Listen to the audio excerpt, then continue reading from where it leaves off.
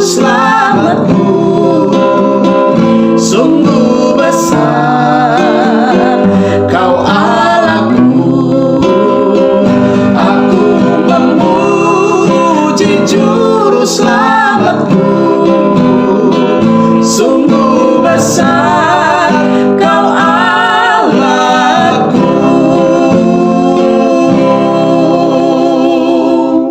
Mari saudaraku, kita bersatu dalam doa. Bapa kami di surga, Bapa yang kami sembah siang dan malam, terima kasih untuk segala berkat yang kami rasakan saat ini. Saat ini juga kami mau belajar firman. Roh Kudus menuntun hati dan pikiran kami. Di dalam nama Tuhan Yesus kami persembahkan doa ini. Amin. Nah, renungan firman Tuhan kita pada saat ini berjudul Sumber Kebenaran. Yohanes 17 ayat 17 katakan, "Kuduskanlah mereka dalam kebenaran, firman-Mu adalah kebenaran." Kita ikuti akan penjelasannya.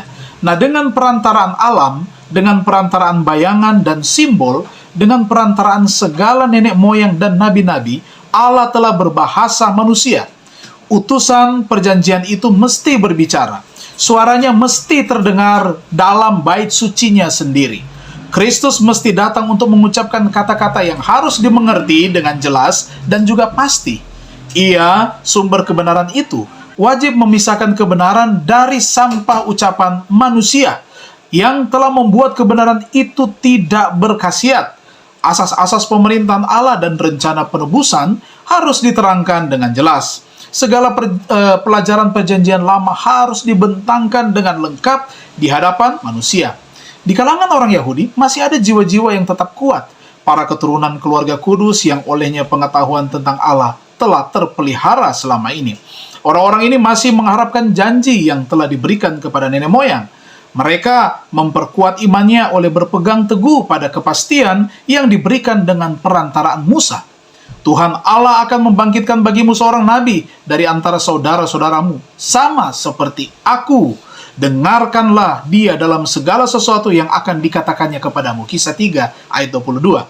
Nah, kembali mereka membaca sebagaimana Tuhan akan mengurapi seorang untuk menyampaikan kabar baik kepada orang-orang sengsara, merawat orang-orang yang remuk hati untuk memberitakan pembebasan kepada orang-orang tawanan, dan untuk memberitakan tahun rahmat Tuhan. Yesaya 61 ayat 1 dan 2.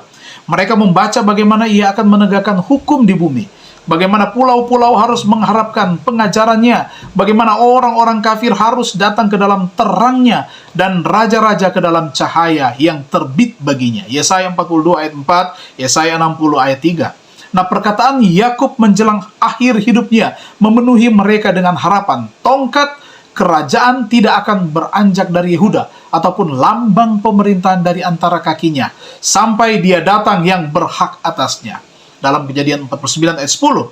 Nah, kuasa Israel yang telah kian lemah itu menyaksikan bahwa kedatangan Mesias itu sudah dekat.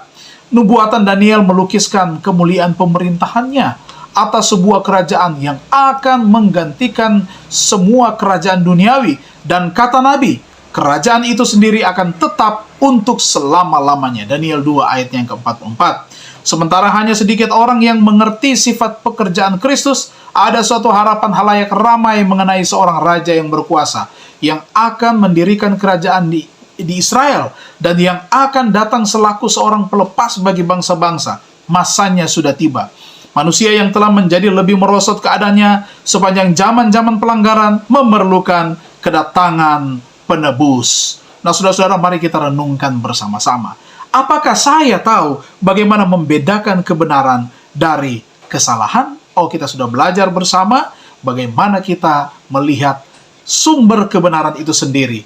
Kebenaran itu adalah firman Tuhan yang adalah kebenaran yang akan menguduskan saya dan saudara. Mari kita berdoa. Terima kasih Tuhan, kami boleh belajar lagi firman-Mu pada saat ini.